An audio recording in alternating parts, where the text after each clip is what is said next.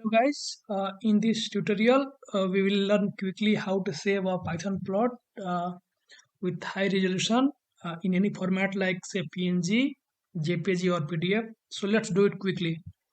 So for that we type a command called plt dot save fig, and you can save this figure as a say your file name say a scatter dot png. You can do it in like PDF or JPG, whatever you want. Then you can give like DPI. So DPI basically is the resolution of your image. So the more the value, the better it will be. So for my figure, I will give it like a 200, and you can also give the face color.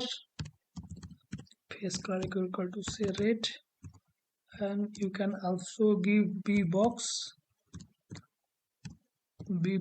underscore inches. So basically, it will control the how much is like your plot is spread outside the box. So keep it tight for the ideal case, and you can also give like pad inches equal to say 0.1. Now run it and check it for my scatter. Okay, so here we have, yeah, this is our figure. See, it has saved in this style.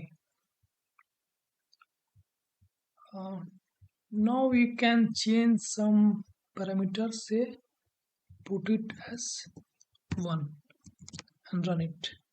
See what will happen to it. See, this time this red space has increased too much. And you can also make transparent